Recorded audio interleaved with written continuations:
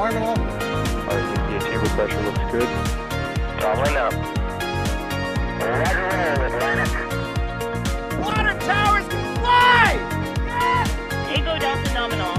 Flighting outside, SC off. Bring in, SC off. Yikes. You bet. Concur. We don't need any more of these. Hello, everyone, and welcome to another edition of NSF Live.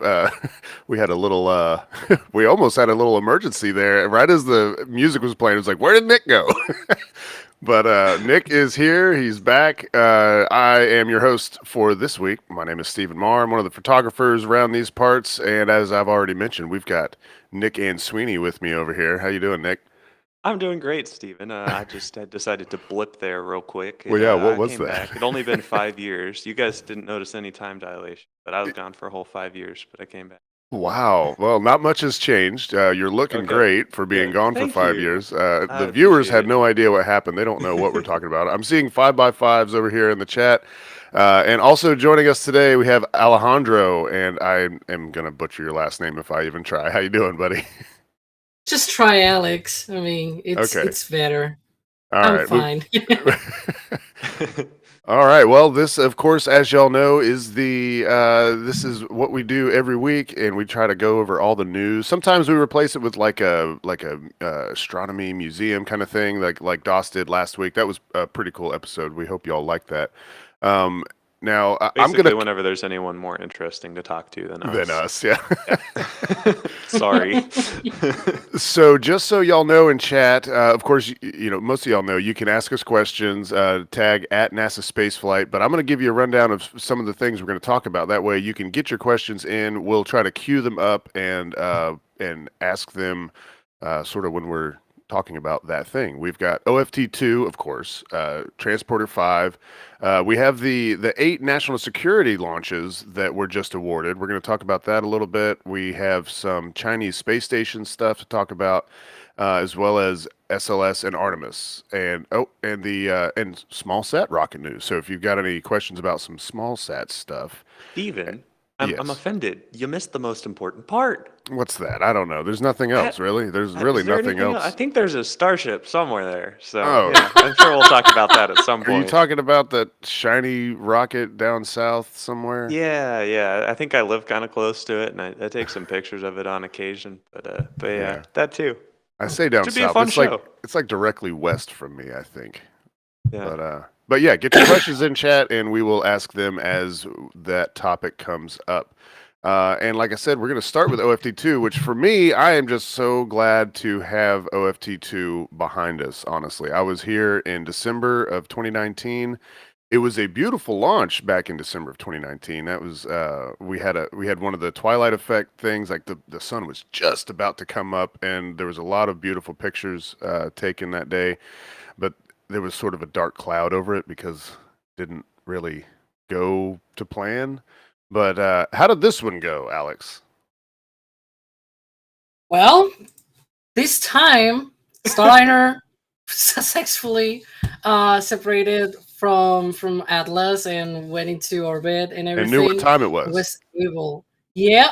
This packed time, it knew the time. Yeah. They packed an extra stopwatch. I'm very proud of you, LA. Good job, guys. We actually were able to hear some call-outs during ascent of like good clock or something like Yeah, I remember med that. clock Yeah. it's called. Yeah. And it was like, hey, they're checking it out. Like this time they're making sure that it's actually working. Yeah, You and can't blame 'em. finally we were able to see Oh, it. you can't. Yeah. We had a few live views also from one of our tracking cameras, I think. Yeah. I think that was Yeah. Michael, right? Yeah, actually, yeah. Michael Yeah. sent his robot down, and so Thomas took it out to his viewing location over on the 45th side. We talk about it like we've got the NASA side and we've got the 45th side. It's 45th Space Delta. What is it now? It used to be just 45th Space Wing, but Yeah, it's Space Launch Delta or that's something. it. Yeah. Thank you. But yeah, he took it with him over there and had a great view, and Michael had a great track also. It was really cool. Like I think Yeah. he actually had it like totally automated the whole time. Oh, here it is. Oh, Right there here. we go. Yeah, check this out. Wow, look at that magic. Yeah, so if I understand it right, like the computer detects like a gradient difference, and that's like it'll assign that as like the base of the rocket, and it just kind of follows that, right? Where it goes from dark to bright really fast, and it's It just is complete super. magic to me, but it looks amazing. I Like, know. I really wish I could track things that smoothly. I know. Yeah. Perhaps I need to get Neuralink, and Michael can install that in my brain, and I can track things perfectly. So there were a couple of issues, though, right? With like, I know they didn't dock exactly on time. So what was going on with that? Well, so right after orbital insertion, so Starliner is inserted into a suborbital trajectory, where the apogee is somewhere around 300 kilometers, but the perigee is a little bit into the atmosphere. It's not all the way down to the ground or like all the way into the atmosphere, but it's low enough Hmm. so that if they don't do any burn, it will re-enter. Right? It's about 70 to 73 kilometers or about. And so the Starliner needs to fire its own engines to be able to enter into orbit, right? Hmm. And one of the things that happened was that on that orbital insertion burn, Starliner has 4 quads of like four pods of thrusters. Of those OMAC thrusters that they use, they are high thrust orbital maneuvering thrusters, and they have 3 per pod. And one of the pods was actually a little bit not fully right. So they light one of the thrusters, and a little bit through the burn, the thruster shut down. They had to fire another of the 3 thrusters on that pod to be able to compensate. But that second thruster also shut down a little bit more into its own burn, Hmm. and they had to ignite the third one on that pod. So they run through all the geez, Fuel. the redundancy on the pod. So they Redundancy. have Yeah, yeah, 3. yeah. Yeah, they have 3 precisely so that they have enough redundancy. They only need 1 on that pod. But that pod in particular, they run through the primary, then the secondary one, and then they had to go to the third one on that pod. So it was like a little bit concerning, but not entirely like mission critical. They could function perfectly. Mhm. They could do the entire thing without that kind of thruster working. They actually, like, even if they lost the pod entirely, they said that on the launch on the conference after the launch, that even if they lost the whole pod, they can still do all of the stuff with the other 3, and it Mhm. will be okay. Like, Starliner has a lot of redundancy in place for these kind of cases. Of course, you still are kind of concerned that the thruster went out, and then Yeah. another thruster went out, and it's in a service module that supposedly went through like a lot of inspections, because they had already a troubled service module on the past attempt to launch this mission. It Right. was a little bit like, yeah. Yeah. And after that, Are they they also, oh concerned yeah. about this? Like, I know that there's redundancy, but is there concern that this happened?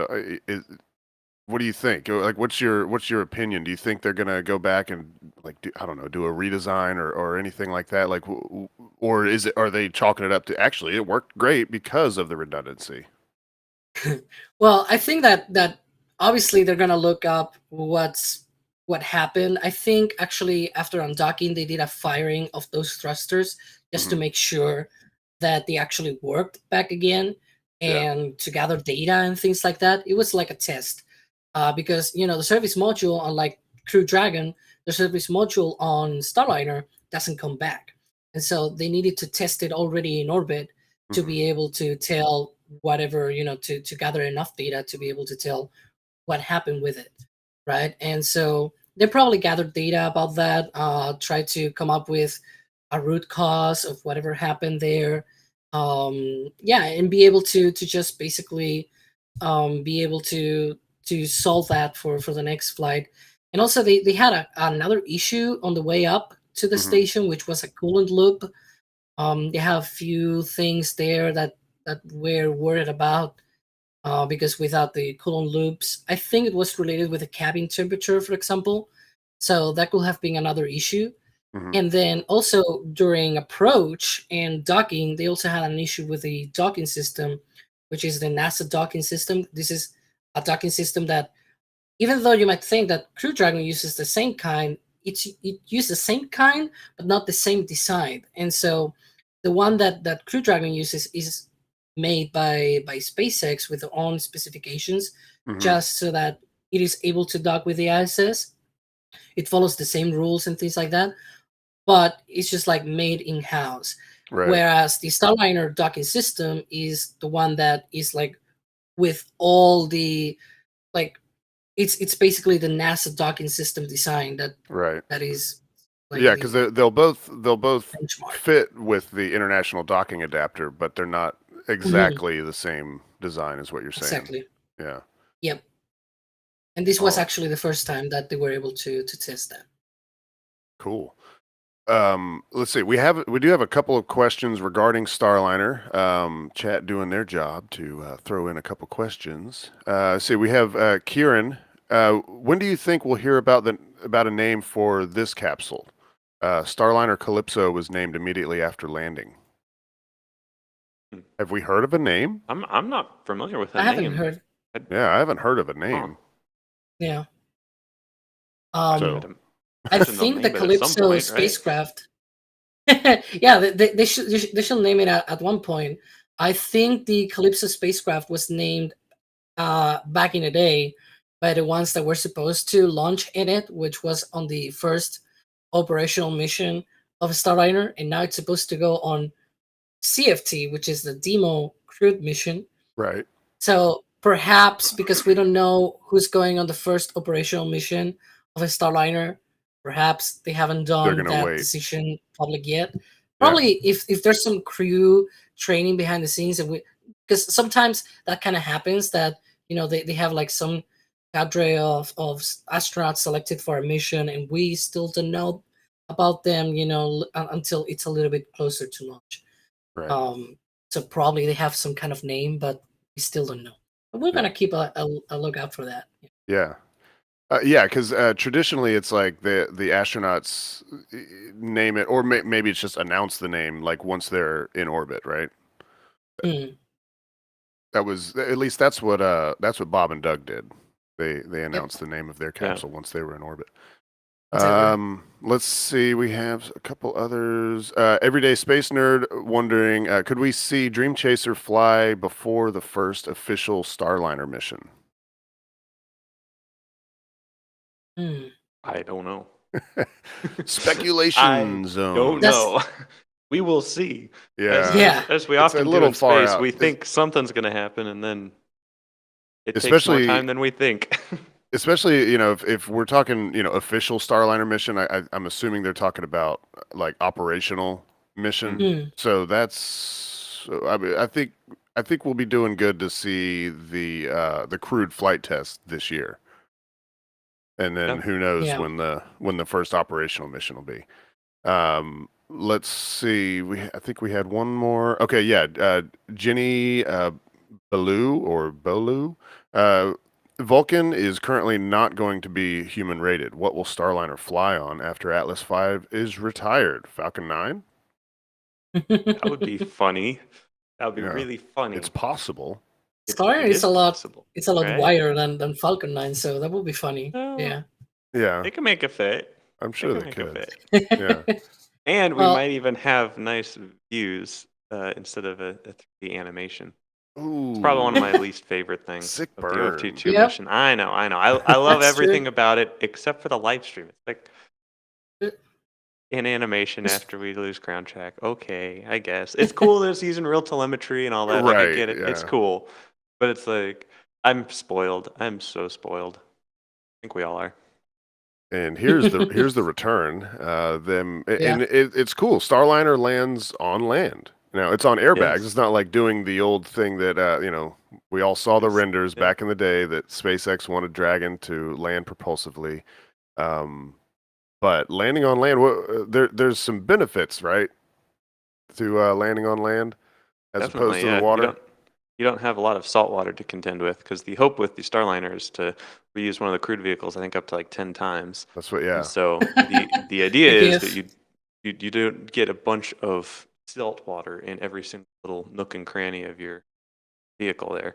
So landing on the land negates all that salt water and also allows you to not be in quite a rush to recover it as far as moving hardware and stuff. So they have more support ops and vehicles. Like we see that big caravan of vehicles that went out to it and to Yeah. inspect and bring AC and all that stuff, and quite the process. And somebody, I don't have the tweet. It's just when you're talking about the caravan going out there, but somebody spotted what looked like a Starlink terminal, I Starlink, saw that. yeah. I saw that. I I laughed saw that pretty too. hard. which mean, sort you of, can't blame you know, them. that's Can't a blame them. It's a good service. It's a vote of confidence there for Yeah. the service, you know. And they just recently announced they're like officially offering mobile service for There it Starlink. is. There Oh, it is. Michael's got it. Nice. Yeah, and I mean that looks very 100% looks like a Starlink terminal to me.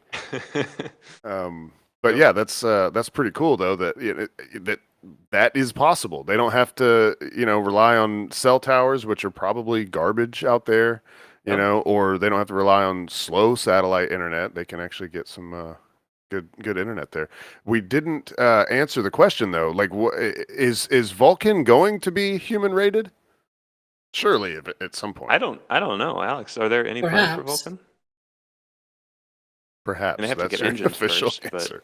but perhaps. I mean, you know, Perhaps. there's always rumblings over Alex. there, but And I mean, I would say that you rumblings. know, that ULA being what ULA is, their whole model is built on reliability. So I don't see any reason to think that they don't plan on human rating Vulcan. I mean, they're building it to be as reliable as Atlas V, which has a 100% success rate. I mean, there were some, there's grumbles whenever you bring up the 100% success rate. Some people are like, well, but there was that one, you know, but they always say, well, you know, our primary missions have all made it to orbit. Yep. So yeah, personally, I will not be surprised at all if they human rate Vulcan. I mean, if they want to keep flying Starliner, they'll have to, because there's only so many Atlas Vs left. Let's see. I'm gonna hit some of these super chats that are pertaining to Starliner. Like Musical Wolves is asking, will Starliner bring down the pricing of Dragon seats? Are the stars now aligned thanks to Starliner? That's clever there, Musical Wolves. I see what you did there. Yeah, that's actually a good point. Huh. Well, I'd imagine there'll definitely be more competition, and more competition comes lower prices, which is better for the end user. So Yeah. probably. Yeah, I would say, yeah, more than likely. I'm anxious to see if Boeing tries to bring on customers other than NASA. You know, like SpaceX has embraced that like big time. You know, they did Inspiration Totally. 4, they did Axiom 1, Axiom. and they have, you know, more in the future. I mean, there's Polaris Dawn. I Yep. mean, I think that's going to be like a Dragon mission and some Starship missions or something. Like yeah. Yeah. So yeah, SpaceX has totally embraced the commercial side of launching people, and I'm really hoping that Boeing does the same. Yes. Well, I should point think- out that Boeing's Starliner is going to be on orbital reef. So that's Right. I mean, True. say all you want about Blue Origin's plans and things like that, but you know, if it truly pans out, I mean, it's got a decent chance of actually, you know, doing some commercial stuff at least. But we'll see. All right, and I think I had another, Rough Rider Show saying, do we know any other commercial companies that can purchase Starliner flights such as Blue for their space station? Thanks all. Great seeing you, Nick. Well, that's sort of what Alex was just talking about. Yeah, that, like, more than likely, or at least part of the plan is right now, is to use Starliner for orbital reef. Yep. Nope. There's been a comment from a Blue Origin senior engineer that perhaps they will launch a Starliner on Blue Origin's New Glenn, but That seems weird, but not out of the place, to be honest. But Yeah, what's the especially since they have that partnership, I wouldn't be surprised if that happens. so New Glenn is 7 meters. How wide is Starliner? I think it's 4 or 5 meters, somewhere around that. I That's don't have gonna look the funny. That look a little numbers right funny in front there. of me. I mean, I mean, it looked weird the first time I saw Starliner on top of Atlas, but it makes more sense to have the top thing wider than like I've built something like that. Well, it will be sort of Kerbal. like it will be sort of like SLS, which has like the launch vehicle stage adapter, and it's like from 8.4 meters all the way to Uh-huh. 5 meters. Yeah, So hey, it wouldn't be that different. I've done it. So- I've done the single person capsule on top of a really big fuel stage. You know, You gotta on put all Kerbal. the things. That's No, I don't do that. I just put the capsule right on top.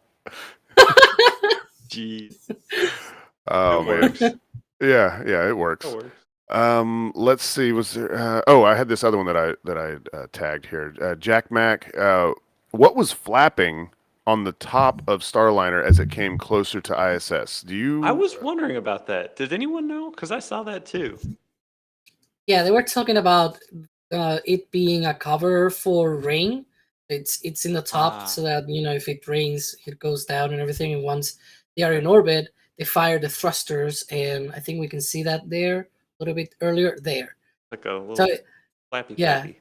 I was like, wait There's a minute. no There's no wind wind space, in but- space. What? yeah, How's that happening? Like, using jets. Where I see. Makes sense. yeah, and sometimes they come off entirely when they fire the thrusters, but those didn't want to Yeah. come off. They were like, "We want to be here." So, yeah. Didn't quite all come off. Fortunate. Oh, this is a good comment here. Musical Wolf saying, now we can say Kerbals have been to the ISS because that is what they used as their zero gravity Yes! indicator. Yeah. Yay! Oh, I was so excited to see a Kerbin on there. It was very, very cute. And I think I put it up in Discord. I was like, happy DOS sounds. Yeah.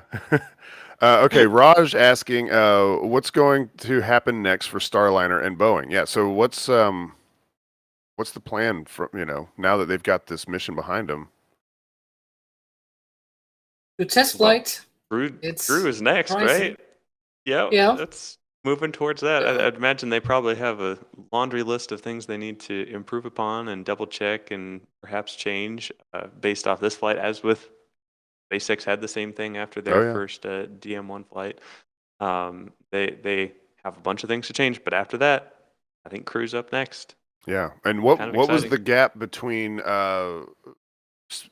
Dragon's uncrewed, between DM1 and DM2? It was like a year and a half almost, right? It was March of 2019 that DM1 launched, and Yeah. then it was May of 2020 Wow. that DM2 launched. So Two things happened there for SpaceX. yeah, The capsule exploded. yeah, they had the capsule that was gonna be their first crewed capsule, Yeah. right? No, it was the one that flew on Demo 1. That they were going to fly it on the in-flight abort test, which was the other one that I was Right. about to Yep, mention. that's right. Because SpaceX actually had an in-flight abort test. And before anyone asks, it's because why Boeing didn't do it and why SpaceX did it was because it was optional and SpaceX Yep. opted to do it. It was not like NASA told them, "Oh, you gotta do it." No, it was just like, "Hey, we're gonna do it this way," and it was a spectacular. I'm not Yeah, gonna It was complain very about pretty. Yeah. that. Yeah. Probably the only time we'll see a Falcon booster blow up in flight. Hopefully, the only time Yeah. we'll see one. I And got people lucky clap. that day too. I got so lucky. I was up north, at Max Brewer Bridge. If anybody's ever been here and watched the launch from there, you know where that is. But it's like on the north end of Titusville, and I was up there hoping to have a great view. And there were lots of other space nerds around and everything. But I had to be at work that morning, so at some point they kept delaying, and so at some point I was like, all right, I'm just going to beeline it back down to Cocoa Beach, which is like 30 minutes away. Run out to the beach and hopefully have a good view from there. Well, as it turns out, the people that I left behind at Max Brewer, they were clouded out. Oh, I was clouded out also, but I just happened to be standing in the right spot that right as the explosion happened, there was a break in the clouds and I was able to catch it. Nice. Yeah. Nice. So that It was sort of coming worked for out. you. Yeah. That was your moment. Okay, let's do one last question for OFT2, and that comes from Basile asking, do they plan to have a cargo version of Starliner same as Dragon? There were They don't plans have for it. they don't have a contract, first of all. Like that's Yeah. they could totally do it, but there's not a cargo Mm. contract for Boeing right now, right? Yeah. Boeing used it for CRS-2, the second round of contracts for commercial crew as an Mhm. option, but instead, they gave the contract to Dream Chaser, which it's more fair to my opinion, is way better. Yeah. All right. Space Well, planes. yeah, space planes are awesome. I can't wait to see it launch. Now, okay, well, we weren't planning on talking about Dream Chaser, but one question that I've had is, okay, so the cargo version makes sense. They're going to tuck it inside a fairing, because having the space plane on top of an Atlas V might cause some weirdness. But when it comes to having people on board, are they still going to use the fairing? How do you get inside the capsule with the fairing on there? You get inside of a Soyuz. Soyuz is inside of a fairing too, and Apollo and Orion. That's So right. That's Okay. true. That's Yeah. true. the Well, how do same they way do it? you just They get have a a door. hatch. They have a just on the door in the fairing. Got fairing. a door in the fairing, Yeah, and then you that's kind it. of crawl around. Okay. All right. Fancy fairing. That's All it. right. I guess Yeah. yeah. Fancy fairing. You heard it here first. You heard it here NSF first. Live. It's called the fancy fairing. Fancy fairing. Need a Okay. t-shirt, Mark. All right. So up next, we had the Transporter 5 launch, which, as everyone loves, featured a return to launch site landing here at the Cape. Yeet, yeet. Of course, the most important part for SpaceX is delivering these payloads. For those that don't know, what is a transporter mission? Oh my goodness. It is probably the coolest thing since sliced bread, maybe? No. Actually, maybe sliced bread was cooler. I enjoy my PB. The idea of being able to pack a bunch of different payloads onto a single mission is really going to be fundamental in changing the cost to orbit, right? People traditionally have had to fly on their own rockets to get their payloads into orbit, but with these transporter missions, and SpaceX has done a number of them. This is their fifth, and other companies have done plenty as well. But SpaceX is able to take a bunch of different payloads. I believe this one was 59 payloads into orbit with one Falcon 9 booster, and it's basically just a bus ride. Everyone just rode the bus to space. Right. And there's a ton of really cool payloads that were on this that wouldn't have made it on their own dedicated launch vehicle because it's cost inhibitive. Too pricey, But but when you get everyone on the same rocket, it's a lot cheaper. Yeah, it's like splitting a cab, scale. only Exactly. much right? larger scale. Exactly. It's, Like a bus. exactly. It's why you pay $1 or $2 to ride the bus instead of having to buy the whole bus. Exactly. You just have to share And the the fancy taxi in fairing the with cab is- 59 of your closest friends. One cool Exactly. thing I just want to point out, you can see, I'm pointing as if you guys can see where I'm pointing, but shooting off to the right of the engine Shadow, plume was right? a shadow. Yeah, super Yeah. cool. Caused by the contrail whenever it was making the contrail. But sorry, I didn't mean to interrupt you there. Yeah, no, there wasn't much to interrupt, but yeah, the some of the payloads were fairly interesting. Probably my favorite one was the selfie sat. Did y'all see that one? There's a project from from Norway that they are putting together a little CubeSat, and actually it's up there right now, and it's going to take selfies of itself.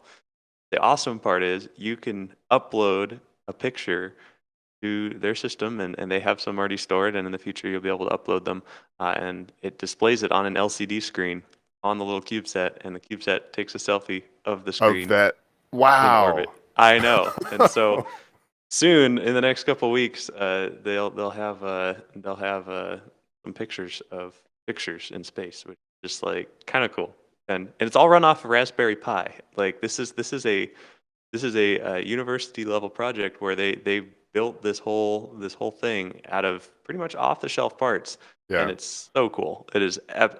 I love this little project, and I got to meet him and a couple of the other guys. They were down at Starbase a couple days ago, and I was just like, "What? I didn't even know this existed." But like, wow, Yeah, that's cool. Super cool. See, is that it? Is that like the most notable? Is there anything else of note that's on there? There's definitely probably more scientifically of note. That one was just plain cool. I think there was Yeah. one that we talked about on the stream, right? Ian Yeah. noted the one that The had like a NanoRacks one. laser. Yeah, Oh, it's actually going to be. I was talking about the other one. Yeah, the one by the NASA comms one. with like laser communications through the atmosphere, because we have Starlinks which are communicating between each other in space, and that's kind of easy. The problem is when you try to point it through the atmosphere, the turbulence and things like that kind of messes with your signal. But they are testing it with a laser communications device that basically is able to transmit at like 200 gigabytes per second or something like that, which is mind blowing. It's like, holy moly, that's so much data that you can transmit. Just imagine that, like thousands of thousands, like from the moon or even Mars or something like that. That would be Might even be able to watch the latest Netflix documentary on Mars. That or NSF Live. Mars. It Yeah, wouldn't be there you live. go. It would be NSF 40 minutes delayed, is what it would be. Yeah, well, with latency. I like this question Yeah. from Musical Wolves. NSF plan on a payload for a transporter launch to view Starship lunar landing attempts. That would be. I think Dawes should get on that. Yeah, give We will Dawes have an to ask idea. Dawes. And yeah. Yeah, I think last time I mentioned that his disembodied voice came on the stream and said, "No, don't promise that I'm going to do that." And so maybe he'll pop up on this and no, we're not doing that. Yeah, But he'll just chime in all of a sudden. I want to have that happen. Let's see. Since transporter missions, it's Falcon 9. I'll take this opportunity to sort of talk about some of these Falcon 9 / Falcon Heavy questions that we have. I've got a couple. James Sure. Wilson saying, will NASA allow human-rated Falcon to be retired by SpaceX for Starship? It works. It's solid. Will they insist on keeping Falcon 9 alive? Ooh, That's some speculation zone that is stuff some there. deep speculation. That assumes a lot of things. Number one, that Starship will ever get orbital. We got to get orbital first. That's rule number one. That's Yeah, important. I think that's the first step here. And then the conversation you're talking about is 10 years down the line. Right. So we'll get there. Yeah. Okay. Let's see. Graham W. was wondering, what has delayed the next Falcon Heavy? Is it an issue with Falcon Heavy or the satellite? Yeah, so we have had recent delays on payloads for Falcon Heavy. We had USSF 44, which was supposed to be the next one, but that one got delayed indefinitely. I cannot go a lot into details about that, but payload delays basically. Yeah. And Falcon Heavy is not lucky either, and we have Psyche also getting delays too, because it's a very hard challenge to be a payload for Falcon Heavy and be on time. Yeah. It seems. We had Psyche delaying from August 1st all the way to September 20th. Oh boy. Just like a month and a half. Oof. Yeah. And they what's had their window? some- Well, they have a specific window with Psyche, right? Because they're going. It's No the idea. it's the asteroid belt, Ian right? said- Is it Yeah. farther than the asteroid belt, or is it in the asteroid belt? No, it's in the asteroid belt, Okay. but they haven't really said what's the actual window. I have no idea. Originally, it was supposed to be about 20 days, but obviously that was like the sort of a study that they did. It was a study that they did in 2017, Mhm. and now that it has the launch vehicle assigned, which is Falcon Heavy, who knows? Yeah. They indicated that was something like all the way into autumn, like fall. I have no idea. It might be Yeah. 2 months, it might be 3 months, it might be 4 months, but Yeah. it seems like it was starting in August 1st and then all the way into the autumn. So Because it seems fairly important to me that we be on the same side of the solar system as the target that we're launching towards. Yeah, in this case, they're launching first to Mars, so it's the Okay, so Falcon they're going to Heavy do a couple of gravity finally assists. launching to Mars. Actually, Yeah, something all the way to Mars, and then from Mars it's going to Psyche. Right. So yeah. Yeah, it's going to be what, a couple of years before it actually arrives at its destination. Mhm. Yeah. Yeah, I don't have the actual date off the top of my head, but I think it's somewhere around 2024, 2025. Well, we have filibustered long enough to see the landing of Falcon 9 back at the Cape. So I don't Yeah. mind. I don't mind looking at it. I'll look right at it right now. I'm looking directly at it. Well, you were able to see it live, right? Yes, yeah, I was, Or- and that is Yeah, just you it's were there. yep, and it's my favorite. And what's funny is in our broadcast, you'll see Thomas had a really good track of it coming down, and then you see him jump right when the sonic boom hits, like the camera just kind of like dips, and I'm telling you, it is impossible not to do that. If the camera doesn't dip, you know it's not being operated by a human because you never know exactly when that sonic boom is going to hit. And when it does, you know it's coming, but it doesn't matter. It's so loud, it just like it pierces your brain. And you got this little bug flying around in front of the camera here.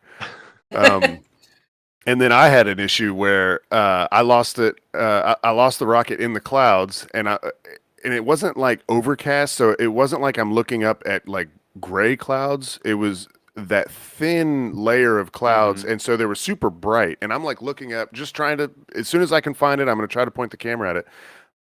But if you've ever looked up at the sky for long periods of time, when you look back down at what is a screen on a camera, and it's still bright outside, it's like impossible to see what you're pointing at. And so I finally was able to zero in. Oh yeah, here's ours. Yeah, There it is. yeah. This is Thomas's track here.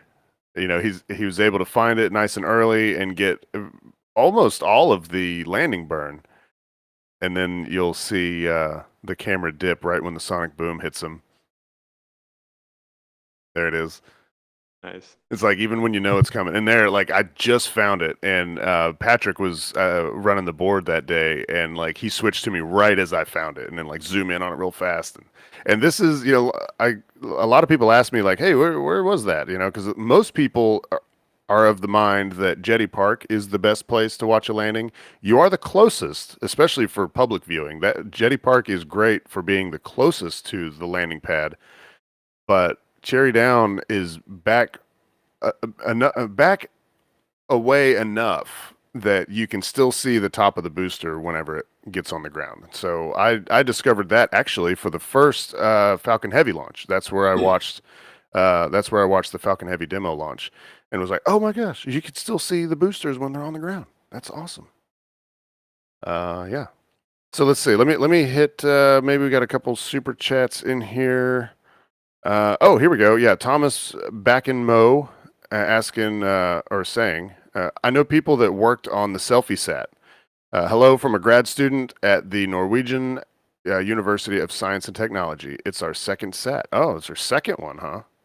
Oh, hello. Impressive. Hello. Yeah. That's awesome. Hello. Yeah. Thanks for making a cool satellite, and thanks for joining us.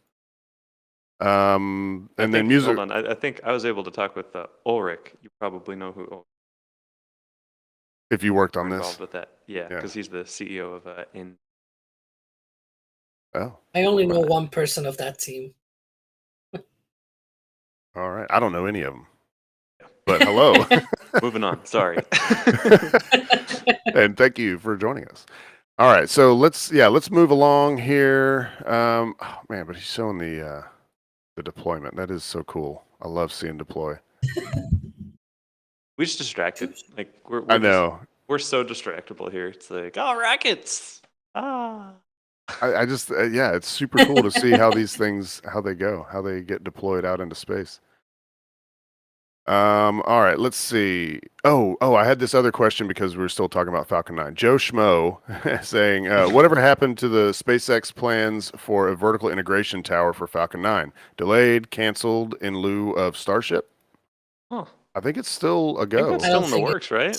Yeah, it's still in the works. I don't think it has been canceled. And actually, we just don't need it.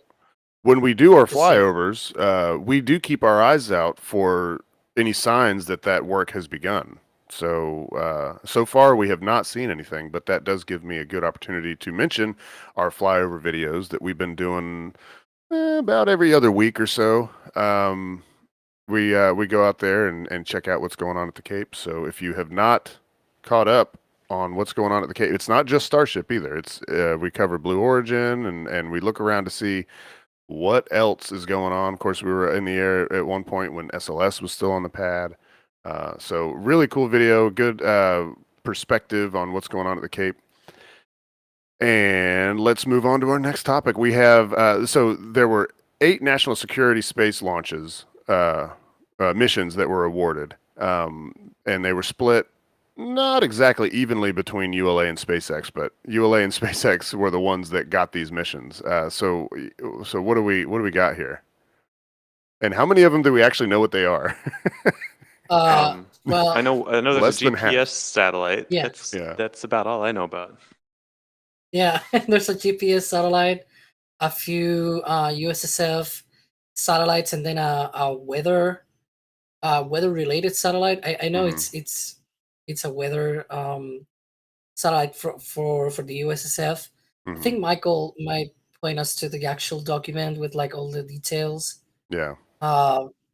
They have for SpaceX in their case, they have one flight from the Cape, which is USSF 124 or 124. Yeah. And then they have 2 flights from Vandenberg, which is USSF 62, and then they have another one, which is it is a flight related with the Space Development Agency. The Space Development Agency basically works on a little bit of the more hush-hush things, even more hush-hush things, but they are, as the name indicates, basically they are working on the development of those hush-hush things. In this case being, in the case of this launch in particular, it is for communications and things like that. They have different layers. They have transportation layer, they have communications layer, like they have different layers of potential satellite constellations that they are going to be using this coming decade, as in the decade that we're already in.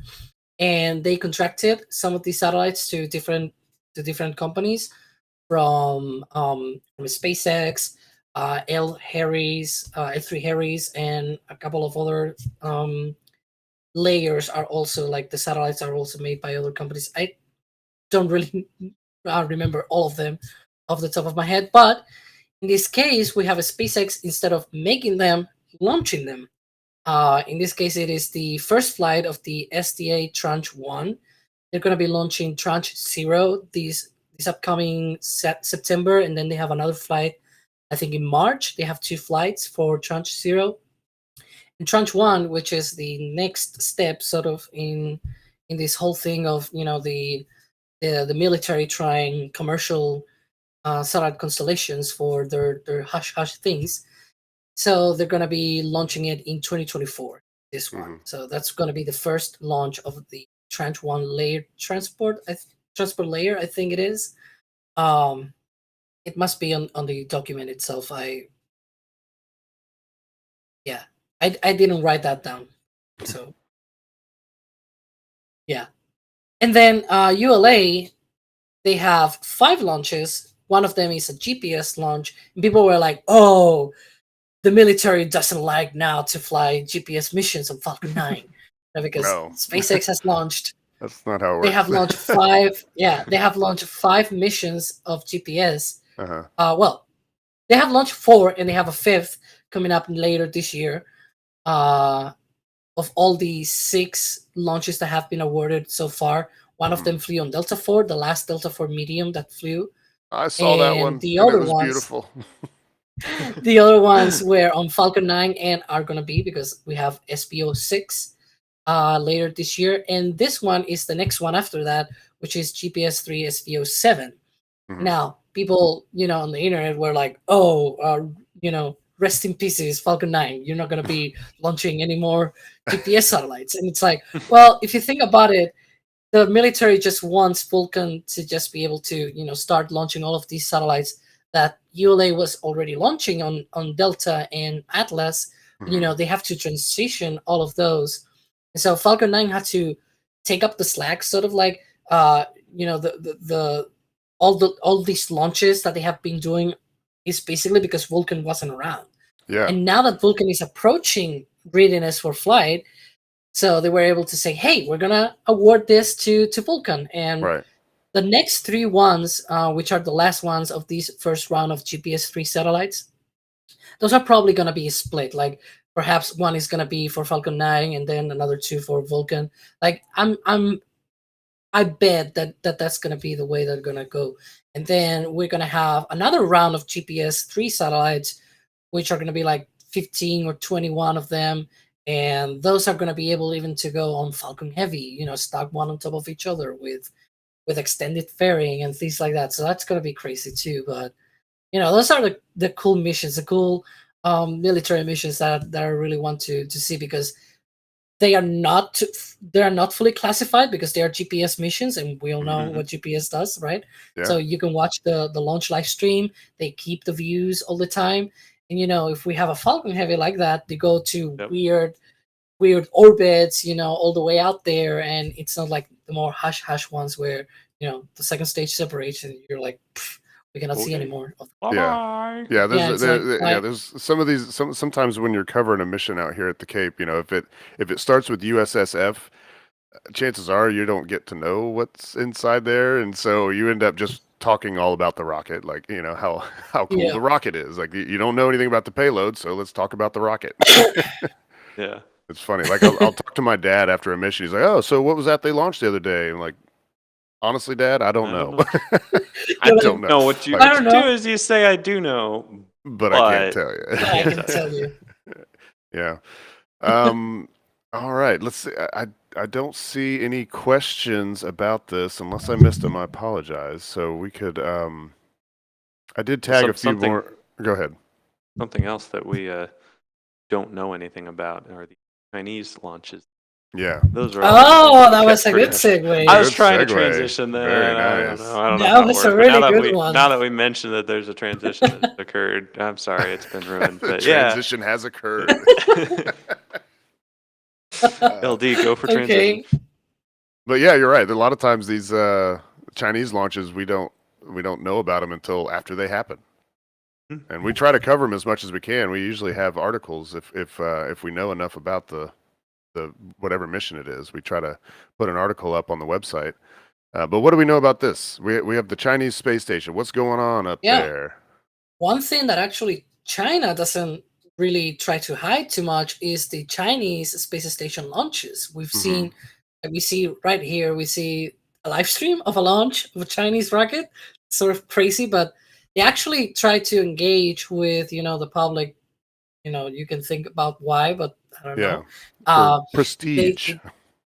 So we all know that's probably why, because it's more a civil program and it's more better image and things like that. But hey, I'm not gonna complain about rocket launches. I know, you get to watch a rocket. I mean, right? Yeah, and it's not like you see a Chinese launch webcast any day. It's they launch a lot of times, and you probably see like 10% of them. Right. So, I'm not actually, the last few years, I think it was like towards the end of the year, the numbers start coming out. How many launches each country launched, and it's always like China's on top. Like they always launch. Like it's like, wow, they really launch a lot. But you don't see not even 90% of them. Yeah, like maybe 5 out of 52. So it's like last year we had 52 launches, I think, from China, and maybe 3, 4, or 5, and half of them were Chinese space station launches, and I think another one was a science mission of sorts. That was it. They don't really live stream all of that a lot. So we had this time. So now talking about the launch itself, this one was a cargo mission to the Chinese space station. They have the Tiansu. I'm gonna mutter all of these names because I don't know a lot of Chinese. Adrian will probably cover that better than me, but hey, I'm not Adrian, but I can do whatever I can do. What can we do about that? How can we make you into Adrian?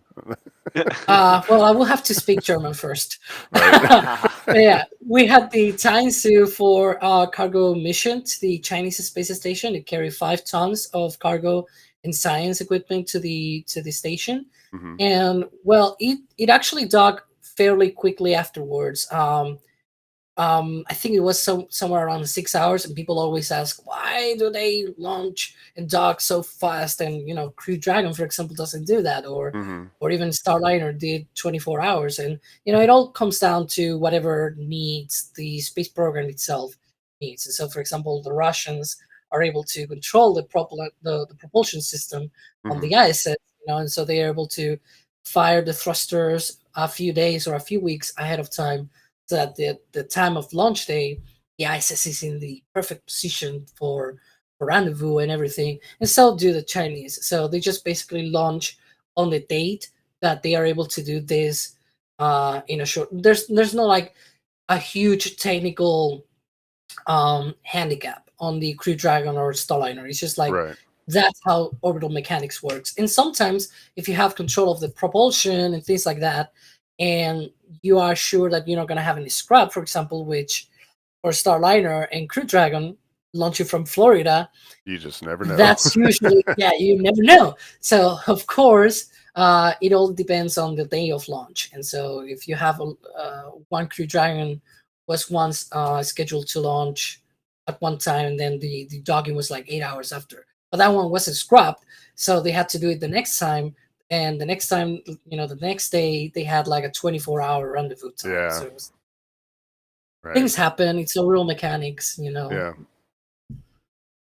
And also related with this, we had today, I think it was, they rolled out the Shenzhou 14 spacecraft, which will be the next crewed spacecraft to the Chinese space station. Mhm. And that one is actually going to be staying Wow. for about 4 or 5 months. And that one, it's going to be actually being a crew rotation mission. So up until this point, the Chinese had been launching the Shenzhou 12 and Shenzhou 13 missions, but Mhm. they didn't overlap. They didn't do a crew rotation mission in orbit. With this one, they're going to have Shenzhou 14, and once they launch the Shenzhou 15, that's going to be when the 14 is up there. And so they're going to be basically, they're going to be handing out the keys of the Right. station. And But will there's not that going be to the be any gap. first? Will that be the first time that they actually are rotating crew rather than just bringing them home and leaving it empty for a while? Yeah, and actually during this expedition, during this mission, they're gonna have 2 new modules. I think one of them is the Wentian module. The other one, I don't know all these names because it's all Mhm. Chinese. So forgive me. But we have a Come lot on. of splendid articles about this Yep. on our We do. website. Yep. So you have all of those details in letter forms. And so that's And gonna you be can make up the doing pronunciation to those words all on your own if you exactly read the article. right. You won't even need to put that on Uh, us. yeah, they're gonna have 2 modules coming up. They're gonna be docking, and then they're gonna be transposed to the size. Actually, the way that they do it is it docks to the front, and then they have like a small arm that Mhm. grabs onto the module, Nice. separates it, and then it puts it on the side. That's sort of what they did, the Russians, with the Mir station. It's Mhm. called some sort of like the Lyapa, or something like Lyapa arm or something. It grabs on the module and just basically puts it on the side and puts it on the docking port that is on the side. I don't know why they do it like that. It's probably because it's simpler to just have the module dock on the front and have it directly on the side. Might be that. Yeah. Could be That's that. gonna be crazy, by the way. Just seeing a Um. 20-ton module moved like that. Yeah. Yeah. That's the glory of zero G. Yep. Okay, so during that video, and I don't know, Michael, if you know where this was, but I noticed it too. Musical Wolves asked, "What's the green glow?" And it was as it was going up through the atmosphere. It was a really cool effect, and I almost jumped in to say something, but yeah, somewhere in here, it's before booster sep, and yeah, he's trying to find it. Oh, here it comes. Here it There it comes. is. Yeah. Is Yeah. Oh, That's that? just that Max Q? Yeah, it looks like Hmm. it's the point in flight when like the contrail forms and it's like compressing the air around it and it's Yeah. condensating or condensing, however you're supposed to say that. Condensing. I think they probably mean the green glow on the camera. That may be closer to what it's happening, for example, with my glasses, where you just basically have like glare on the Yeah. lens. That's probably because I'm noticing my glasses are also having that And you look issue so much right more now. intelligent today. I mean, Yeah. you put the glasses on, I was just like, Your IQ whoa, jumped by like IQ just 50. went up like 50 points there, dude. Yeah, so I love it. well, if this is what you were talking about, then yeah, I think that's when it's starting to go into max Q and the air is condensing around it. Or you could be talking about the glare. Either way, I hope we answered your question. And then Flawed Perspective asked, what really happened with that Chinese vertical blue landing? And I'm Oh, just that hoping that one. you know what they're talking about because I I have no don't. idea what. I think I know what they mean. It's from the last NSF live that I was in, where we were talking about a company in China that they are doing vertical takeoff and vertical landing tests. And there was a video that they posted where the flight was more or less okay. The problem was the landing. Coming back down, Yeah. it seemed to be coming down a little bit harder than usual. And actually, the video is slowed down towards the end, somehow to show as if it was landing at a normal speed, Oh, to make at it. an expected Oh speed. no, tricky. Yeah, and they caught right as the thing lands, and Touchdown, the yeah. all the dust envelops it. It's like And then they like they pause it cut or that. something, or they Yeah, cut it. they cut it. That's when the video ends, and it's like that's so something happened there. It's I don't know, painful. but I mean, they have been I don't quiet get that. about Like that. they look, when SpaceX was first, figuring out how to land Falcon 9, I mean, they showed us what they could. They tried to give us as good of live views as they could, and of course, once it blew up, that it destroyed the signal and they cut it. But they would come back afterwards and show us the footage and stuff. Like there's no. I mean, I don't know them, and they, but I would like to tell them, like, show the people even the failures. Like, there's no problem. I'm sure it's a total different environment over there and stuff. But To be fair to them, Blue Origin hasn't shown any footage at all of their first landing attempt, at least, of New Shepard. oh, That one right, that's really? basically true. made a Interesting. crater on the desert, and we have no idea how it happened or what happened or any footage of that. So at least, you can say, hey, at least they did something. They pushed Yeah, something out. right. That's But true. Yeah, I want to see it all. I want to see the successes and the failures. I mean, when you can see the failures, you can celebrate the successes even more. Exactly. I think. But exactly. Yeah. It adds that much more context to it. exactly, yeah. When Appreciate how much work these engineers put into this to make it land.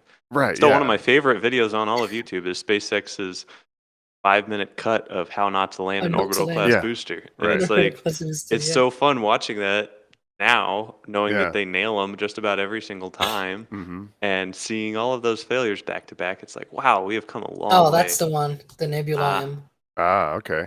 Yeah, let's And watch now this. you're gonna see it. I have not seen this. I haven't either.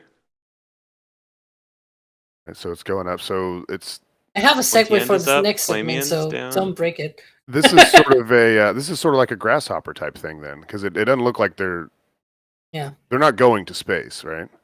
Yeah, no, this is just like 1 kilometer up and down.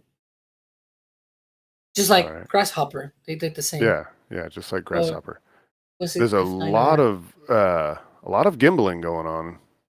Yeah. It almost looks like rhythmic, like it's just like it's not necessarily reacting to any forces. It's just like it looks like it's just programmed to just go back and forth. I'm sure that's not the case, but that it was rhythmic, so it seemed that way. And there it goes again. It's like it's rhythmically oscillating. Okay, here we go. And Beautiful slow shot. down, and Yeah, see, it's a slow down, yeah. You can see on the well, on the actually, flags waving. yeah. I thought you could see sort of a little bounce there. Yeah, so it actually, I was thinking it was going to cut like right as soon as it touched down, but that's not too bad. Yeah. So speaking of things that failed and are trying to come out of failure, apart from Starliner, we have SLS and Artemis. Yeah. Oh, that hurts. That hurts, Alex. That's a brutal transition. I wanted to do it too. Okay. Just putting the salt right in the open wound there. I'm telling you. SLS. Oh, come on. Oh, Yeah. boy. So we had an update on SLS, and it's gonna be rolling out next week. I think it's Sunday, June 5th. It's the call to stations, and then we have the first motion is gonna be on midnight, June 6th. So like on the first minute of the day, not not the Not the next last day. minute. It's always so confusing. I agree. Why is 12 o'clock part of the next day? Right? Yeah. Who decided that? Whose great idea was that? It's gonna go from 11 to 12 o'clock, but it's gonna be the next day. That's a new day. Yeah, I don't like it. It's always, like whenever we go and whenever we fix daylight savings, we need to fix that too. There's lots of calendar 1 a.m. things to 1 fix. a.m. is midnight now, or we Right. just all switch to like 24-hour like military time, or 0 is midnight. Preferable. Or we can just get rid of all the time zones and just do one global time, and then we don't Yes. have to worry about UTC conversions. And then we'll the all base Just of do my solar existence. clocks. Yeah, Solar clocks. They clock. don't have any problems with There you that. Yeah. Anyways, Anyway, so they were able to complete repairs on the leaking valve, well, the stock valve actually, on the upper stage, the ICPS stage, and they were also able to complete the repairs to the tail service mast. I was actually listening to the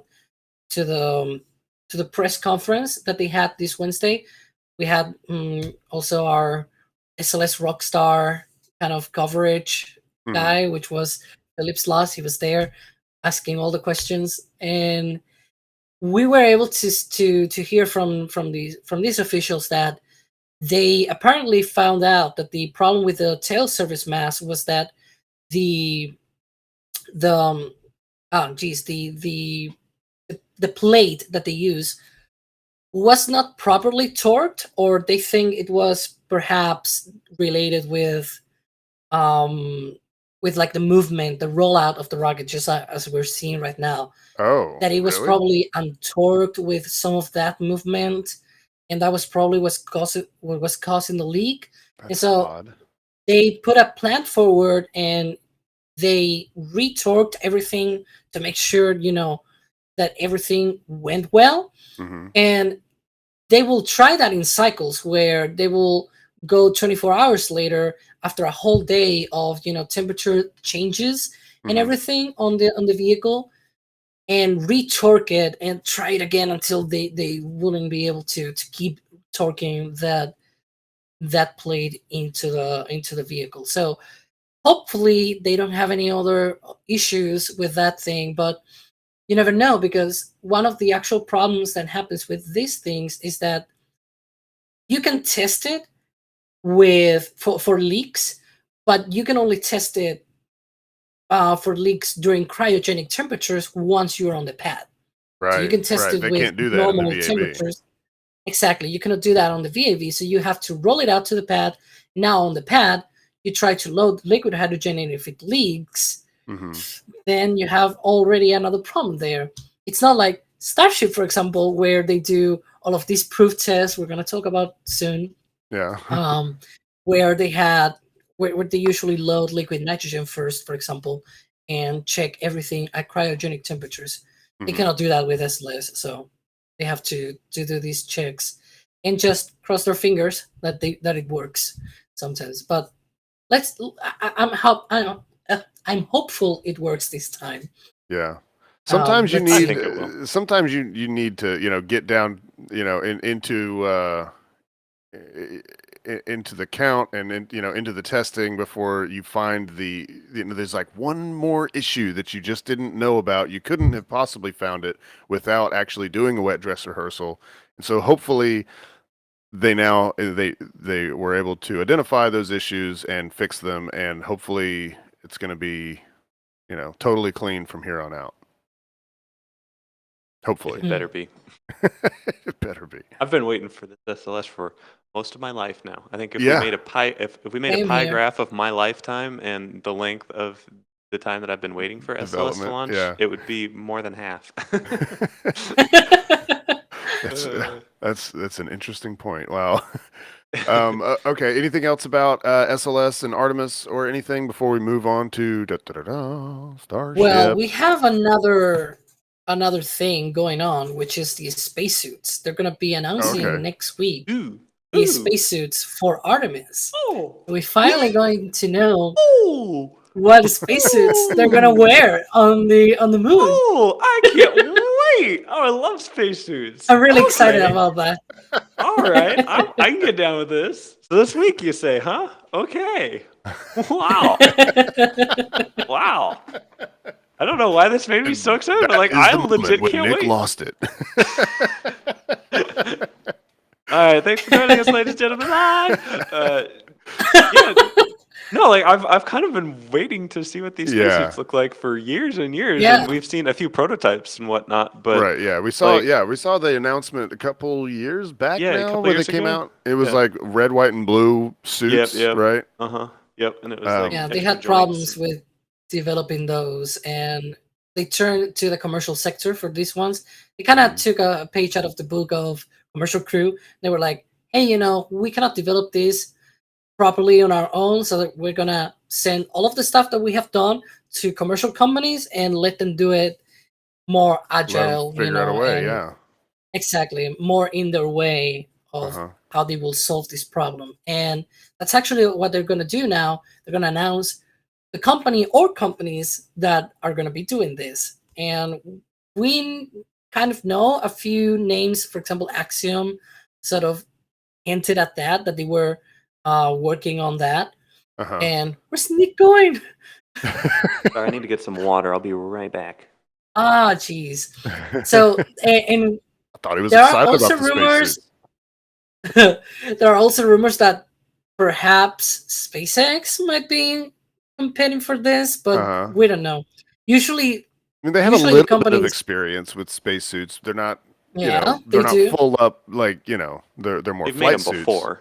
Yeah, but they're more Exactly. flight suits. They're not really made for being outside in total vacuum, but they've at least Well, I think they're also Got- working on their own for the Polaris program. So Mhm. Mhm. Yeah.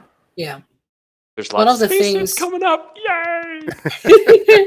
One like, of the okay, things so that usually the- happens when these things. Oh, I was No, just go ahead, saying that go ahead. sometimes. Yeah. It's very short. That sometimes when these things happen, there are like big programs and like spacesuits and things like that, or commercial stations, and usually the companies are keeping things hush hush or say very little about Mhm. their programs, so that they are able to compete fairly and things like that. So, so for now we don't know, but perhaps once they announce things, it might be the moment where some companies might be saying, hey, we were not chosen, but we have developed this suit, and they show Right. images or something. Paul Kelly Nick, your is turn. asking. Oh, sorry. No, go ahead. Let me Paul's let me saying. throw Okay. this. Yeah, Paul's saying. Paul was saying, are they announcing actual spacesuits or contracts for the spacesuits? Ooh, I don't know. What do you say, Alex? Well, they He's- announced I the think he's trying contracts, to- but Yeah, there's a good chance that they also announce like a render or something. the render or Yeah. the actual suit. They have had like a year or two to prepare for this, so Okay. That's cool. maybe we see an actual suit. Yeah. Yeah, that's gonna be awesome too. All right, Nick. What were you So gonna say? You look I very think this excited. actually, I know, yeah. I think this goes hand in hand with another one of Paul Kelly's questions here Oh, okay. about the ISS EVA suits. And Oh, was that him too? There's yes. Oh. Well, to go, Paul. so Yes, lots of questions here. The point that I wanted to bring up was that a lot of the EVA suits that we're currently using on the ISS are actually Apollo derivative stuff. Like Hmm. the helmets that they're using are the exact same helmets they used with the moon The the moon shuttle. missions, Yeah. and Same it's design, right? Not same not design. not the They're not actual Well, not the yeah, actual not the hardware, same but ones. same. to Yeah. be Yeah, just to be clear. I'm sorry. Yes. Be very clear. You can interchange them. They're all interchangeable because it's the same like kind of design language and era of generation, and that's been space for like since space begun. And so I think as we're entering this new frontier of space, it'll be exciting to have new space suits to go along Yeah. with that new generation of space. And so, Yeah. yeah, all this New SLS vehicle. Artemis stuff, new vehicle. We'll Yeah. get a new space suits with the Dragon. We'll get Starship. We'll get the new EVA suits from SpaceX. Like it's gonna be good. This is I hope that exciting. we get to a point, and I don't know that this next generation of spacesuits is going to do it, but I hope that we get to a point where every joint in the spacesuit doesn't have a rigid, like circular, Yeah, rotating joint thing. Like I want it to be more like like the SpaceX, like the Starman suit, yeah. but function, be able to actually, protect you out in space. I don't know how long, is that a materials thing that the reason we don't have that is because materials technology hasn't come along enough Well, yet. I think part of it's just physics. If you think about most of what a spacesuit is really just a balloon, a Mhm. human-shaped balloon that you sit inside of. Right. And as the pressure differential between the almost vacuum and the about a third of an atmosphere of pure oxygen inside the suit, there's a lot of pressure, and so moving Yeah. joints, Hmm. actually, astronauts describe working with their fingers like they're like squishing one of those like training balls just to move fingers. It's Right. yeah, there's a lot of pressure that they're trying to overcome with just the movement of their fingers. Same with arms, shoulders, any kind of twisting. And so those hard joints allow you to slide very easily on the one axis that joint allows you to move on. So that's why they have them. But I Yeah. think So there's going to be quite a paradigm shift. Just like the new generation of space is thinking about things a little bit differently. I think the new generation of spacesuits pretty cool, and I can't wait to make one. Wear it around Yeah. Starbase. I'll make an air conditioning unit. Steven can back me up on that. Sometimes you need like a little air conditioning oh yeah. spacesuit out at Starbase. Oh yeah. It's very warm out there. Okay, let us talk about everyone's favorite shiny rocket. And this was Nick's excited again, y'all. It's not Astra's rocket in this case. And and there are new shiny rockets out at the launch site now, or pieces of a rocket, right? Well, Yeah. there's a whole shiny rocket, and Hmm. now there are more pieces of said shiny rocket. Yeah. Yeah, I'm assuming we're talking about Starship and Ship 24, not Yeah, Ship 24 not anything else. Okay. Booster 7, right?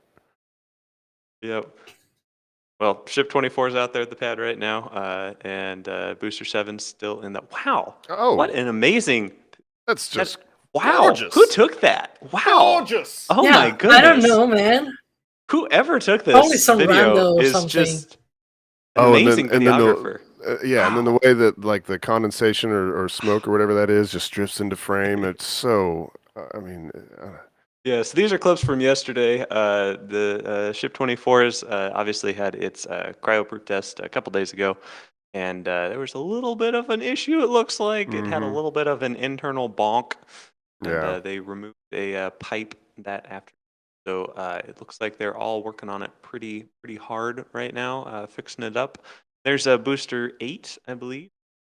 The high base of Booster 8's also great. Well, I'm just going to actually, that narrate over one, the daily video. we had a That's what we're going to we do. had a bad label on that one, by the way. That's actually Booster 7 on Okay, I the thought that Mega Bay. looked like Booster 7. But I Yeah, was just going by the label there. we find Uh-oh. out that after we published the video, and we were like, Shame. oh, Oh jeez. no, So, yeah. these Yep. things happen. Well, no worries. Also me, because I'm one of the guys that reviews the labels, so you can blame me, not me. I'm not going to blame you. I'm going to blame Adrian. he was asleep. That's No, if he wasn't asleep, then we wouldn't have missed it. But yeah, so ship 24 is out at the pad right now. Yeah. it'll get some more tests after they patch it up a little bit, and we'll see what future tests they do with it. Obviously, we're expecting some more cryo tests and probably some thrust simulator tests on Pad A, as we've seen them put some thrust simulators on Pad A. Yeah, so that'll be 24 in the immediate future. Booster 7 has yet to roll out again. They're probably installing some Raptors on it. That'd be our guess. I hope. See? Yeah, are you hoping to have another all-nighter where you just watch the conga line of Raptors go Let's into the just say high I've had a few all-nighters and no conga lines yet, so we're waiting for the conga line of Raptors. Do we have some grasp on how many Raptors are there and if they have enough to actually start installing them like that? Yeah, there are definitely quite a few at Starbase right now. Elon tweeted that picture probably about a month ago at this point, maybe a little bit less than a month ago, of the 18 Raptors in Tent 1. We have seen quite a few more delivered and a couple of them actually taken away as well. More some of them, Raptors delivered? yes, there's always some Raptors getting just about every day. But yeah, there's definitely at least 3, for sure 3. I know there's at least 3 underneath Booster 7. I saw them put those all in one day, but they've been shuffling some Raptors around. So either they've taken them off and replaced them, adding more, I don't know. But probably more than 3 on Booster 7 right now. Yeah. Well, let's get to some of these questions here. I've been queuing up as much as I could as we've been talking. Flawed Perspective said, most important question, what happened to Ship 24? There was a Dogecoin dog inside of it, and it went bonk on one of the pipes. Much bonk. No, yeah, it was not a happy bonk. It looks like a pipe ruptured inside of Ship 20 or 24 is the best guess that I have, at least, because we did see some heat tiles fall off, indicative of bonk, and they removed a pipe section. So that's likely what happened, but we don't know. Yeah, we don't know yet. Anything similar to that other pipe that collapsed inside? I sure hope not. Yeah. Not roll 24 back. Yeah. They're definitely doing a lot of work on it. Yeah. Are those live views? That's a live view. Yep. Mary set up the track. Oh, this is right now? This afternoon. Yep. So that's a live very view cool. of Ship 24, ladies and gentlemen. Thank you, Mary, Boca Chica gal, who went out in the heat, braved the heat to put that out. Thanks, Mary. And I know it's hot, man. It's hot here. Yeah. So yeah, y'all bringing the heat back. I'm like, it's 92 right now. I'm like, it's back. Summer's back. Dang it. Yeah, y'all here, keep Nick and Mary in your thoughts, because it gets really brutal out there. Yeah, we love you, Mary. You're a trooper. Yeah. You start out the morning. We're seeing a lot of work. You start out the morning with the there's the tiles falling off. Start off your morning with the bug spray, the mosquito repellent, and then by 9 o'clock you're covering yourself in sunblock, and it's just. And then you got to do another layer of mosquito repellent on top of the sunblock just to make sure you're all rounded out. Yeah. It's definitely a labor of love, because if it wasn't, then you wouldn't want to do it. Let's see. Going to Daniel. I'm not going to try your last name, but what is the latest news with FAA? We still on for end of May, or they postponed again? I haven't checked the website today, but last I checked, it still said the 31st. So fingers are crossed. Actually, all my fingers and toes are all crossed right now. And that's what? That's Tuesday. Tuesday. Hopefully on Tuesday. Right after the holiday. Yep. And like we're gonna get a of the website.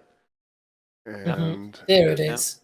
Looks the We also same. have section 4F, which might probably be what Michael is pointing at. So yeah, go ahead. It's not sure. Like there's still probably a 50-50 chance here, because that section 4F was delayed from the 20th to the 31st. So maybe we get it. We get both at the same time on the same day. Or maybe we get first this one, and then they go ahead and they're like, okay, well, the PA, we're going to release it like a week or 2 from now. And so it's going to be like 2 weeks from now. And we have to wait another 2 weeks. But hey, things are not ready We're yet, used to so waiting. it's not like we're in a rush. Yeah, But exactly. yeah, it's just nice that if we had this, it's obviously nice that we have it already in our bags and we don't have to care about it. So that's nice, but it's not really time critical yet. Not yet. They have a lot of testing ahead. Let that be clear. Yeah, a lot of them. 2 weeks. 2 weeks. 2 weeks. 2 weeks. 2 weeks. 2 weeks. Oh man. Well, some might not say that's a great movie, but I think it's a great movie. It's Total Recall. 2 weeks. Copyright. Yeah. Let's. Okay. Let's touch on some other Starship stuff. What else is going on? We've got the FAA thing. We already talked about that. Let me see. So I don't know if Michael has the pictures queued up of the rollout, but Mary and I both got some pretty cool reflection shots of 24's rollout. I definitely want to show off Mary's picture of the reflection. It's kind of cool as a photographer. Like I live for puddles. Yeah. Basically, is what most of my life is about: finding a puddle and that's framing up a gorgeous. pretty picture. Yeah, so that was one of the pictures, and then I thought Mary's was a little bit better because it was a little bit better lighting. But yeah, those puddles. After it rains at Starbase, you get some nice puddles, and it's chef's kiss. Yes, beautiful. Let's see. Okay, so Oh, that one. That was amazing. Stefan Batiste saying, suppose Starship loses a couple of tiles. Wouldn't it result in extra risk for a RUD because LOX and methane would heat up and create extra pressure? Definitely. I mean, the goal is not to lose any tiles. Yeah, if you lose tiles, yeah, that definitely increases the risk of a RUD for sure. Yep. Goal is to not lose tiles, but there it is. There it is. Let's see. Oh yes, It's gorgeous. special Gorgeous. Yeah. with a shadow and everything, That's That's cool. Let's see. I'm gonna just kind of run through some of these super chats, just regardless of the topic, let's because do I it. feel like we are getting sort of towards the end, but I want to make sure that we thank everybody. Absolutely. David Dean saying, any plans to cover Chinese launches now that they are providing live streams of their launches? I love how the flight controllers, yell their call in comms. Yeah, they do. They are loud, aren't they? But as far as like covering them in person, I have not heard any rumblings or grumblings about covering them in person. Although I would totally, I'd go. I'd go. Yeah. I don't care. I'd go Rockets. anywhere. Yeah. Go. Right. I wouldn't want to be underneath the tanks that are back on. Yeah, full of Galax. Hopefully they fix that. All right. And then Jay Flaherty earlier on in the broadcast threw us 79, whatever those are. Not Pounds. sure. Is that pounds? Those are Okay. pounds. All right. Like I'm always afraid 79 I'm going to say the pounds. wrong thing. Musical Wolves, Starliner built for Kerbals, 0G indicator. Oh, yeah, we talked about that earlier. Thank you, Musical Wolves. We always appreciate you coming around and saying hello. Brian Wilkinson saying, could you also upload videos on Odyssey? They have an automatic sync feature too. What are we talking about here? This was 44 minutes ago. What were we talking about that had to do with Odyssey? 44 minutes. I think that was the Transporter 5 coverage. Oh. I have no idea what Odyssey is. Oh, is that the selfie thing? Is that the selfie set? No, that was selfie set. Just called Odyssey selfie set. is the name of the command module. Apollo 13. That's about all I know about Odyssey. That's true. Or a let's long see. book I read in high school. John Depker saying, y'all think SLS will wobble like shuttle did during launch? I'm not sure I ever noticed a wobble. Are they talking about like a shimmy, like during launch? How it would, like, the astronauts would be kind of bouncing on their way up? I think they are talking about the twang that the shuttle did. It lit first the RS-25s, so it did like this, and then it went back. And once it went back, then the solids will ignite and it will it wouldn't have any reason to do that, because that was off-centered thrust causing that when the engines on the shuttle would light, and they're also angled outwards, so they would cause the whole stack to tilt forward. So no, I don't see that being a thing. Let's see. Alexander Ash, what's your predictions if Starship doesn't succeed? Well, I don't. I mean, I think it something will else will succeed come along. eventually. I Something, mean, yeah. If SpaceX doesn't make humans multiplanetary, it will happen in the future. I think at some point. It's just as it stands right now, it's sort of the the best chance at it happening soon. You know, I'm of the mind that at some point in the future, humans are gonna be multiplanetary, whether it happens now or 300 years from now. I think it's going to happen. And right now, it's SpaceX and Starship that is our sort of our attempt to do that. I'm not sure if that satisfies that question, but Oh, and we're seeing here the three the legs. the upcoming. oh. There you go. Yeah, this is from our flyover video that we just put out this past Okay, week. hold on. That was a picture from Mary like over a year ago before, and I was just very confused for a because second. I was like, "Oh, it's Florida." We were talking. And I was like, we were "Wait a minute, that's talking there Mary." in the What? video about that. Yeah. Right. In that video, one of the things that we actually mentioned is that the new Starship launch mount at 39A, it doesn't look like it has the sort of shoulders that the one that we have at the Starbase has. Right. You can see there that it's more straight up and doesn't Well, really have sort of they're the straight. features that we saw. They don't have the bend, but I've driven by them like when doing remotes for the Starliner launch. And so, unfortunately, we can't take pictures and stuff while we're going out there, but I've seen them myself and they are straight, but they're tilted. My guess so They still far have is like that tilt. yeah, my guess is that they've already compensated for whatever that elbow accomplished, at Starbase, that they've just accounted for that and they just have straight beams now or straight legs. That's my guess, but we'll see. And keep watching our flyover videos and we'll learn more as time goes on. Yeah, that videographer Precisely. in that helicopter does a pretty good job. I don't remember what his name is. We don't know. We don't know. It's a Yeah, we mystery. don't know who it is. Yeah. Let's see. And moving through the rest of these super chats, Nuclear Fallout, thank you for becoming a launch director. We appreciate that. Of course, our members get special access to a Discord channel that only our members have access to. So consider becoming a member. What is it? It's above Capcom, I believe. Capcom and above, you get access to that Discord. And there are lots of other rocket nerds in there. I'm telling you, there are a lot of people. There are quite a few. Musical Wolves saying SpaceX plays magic hat trick with boosters. Huh? I don't know what they mean. But thanks anyway, Musical Wolves. I'm not sure what you're referring to. I know it's something Falcon 9 related, but I don't get it. Forgive me. And Rupert Connell becoming a Red Team member, and that is totally awesome. The ongoing support, we definitely need it to accomplish. Like, for instance, I need a new HDMI cable because I was having issues during the Transporter 5 you were, huh? launch. Yeah, I was having issues getting the video feed from the camera to the thing and then back to the studio. So yeah, a new HDMI cable is definitely needed, and without the support of you guys, it wouldn't, that wouldn't be just, a trivial thing. It would be like, okay, somebody's got to buy this expensive cable or, cameras or tripods or, all sorts of stuff.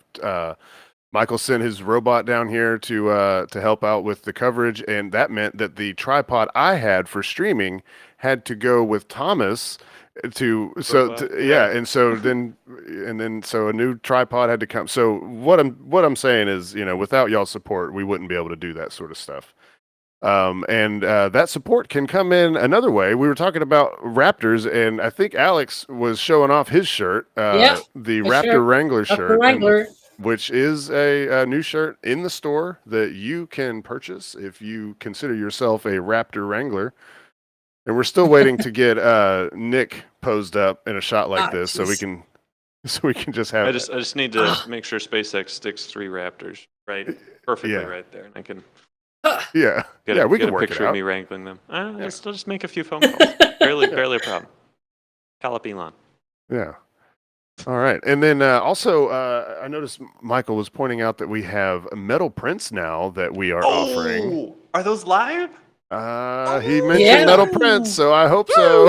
Okay. I don't know who shot these. I think that was Yeah. some random person. Some random person. There'll be more. There'll be more. It's not just going to be me. Steven, you need to get some of your pictures up. Yeah, I should. Yeah, Totally. maybe I will. I've got some that I There's- am really proud of from Starbase. There's one I really like from Steven that shows the Falcon 9 on a transporter mission, I think it is. It is sun? sideways because on transporter missions, like they go south and you see them sideways Yeah. from Florida. And so it's amazing. So I love that one. I think it's from the last one. Yeah, I was thinking. I don't know. I probably can't do it quick enough. I'm not gonna waste time doing it. I actually had it before we went live. I had it as my background, but then I thought it would be more appropriate to put Starliner up there. Yeah, but anyway, yeah, you can if you want to show your support and get something tangible, whether it's something you're wearing or something you want to put on your wall or drink coffee out of. You know, we have the store. It's shop.nasaspaceflight.com. And go get yourself something. Get you some merch. And also before we close out, I already thanked the members, but we want to show some special recognition to our launch directors and flight engineers. Thank you, because y'all are really helping to keep this ship afloat. So thank you all. These are all of our launch directors and flight engineers. Thank you all. And again, if you join at Capcom level and above, you can also join the Discord and talk to other rocket nerds like yourself. So, Pretty legit place. Yeah. And Steven, you did say keep this ship afloat. I'm pretty sure Yes, this ship keep is the in ship- orbit. On Oh, orbit. right. Keep it in orbit. Yeah. Let's keep it in orbit. All right. Well, thanks everybody for joining us. Thanks, Nick and Alex. And we appreciate everybody watching, and we'll see y'all next time. Bye. Bye.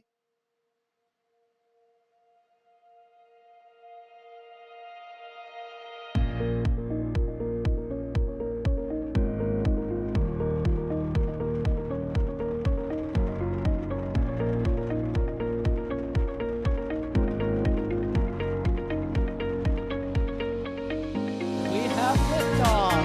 Propulsion continues to be nominal. The chamber pressure looks good. Doubling up. Roger roll, Atlantic. Water towers, fly! Yes! Tango Delta nominal. Flight downside speed off. Bring in at speed off. Yikes. You bet. Concur. We don't need any more of these.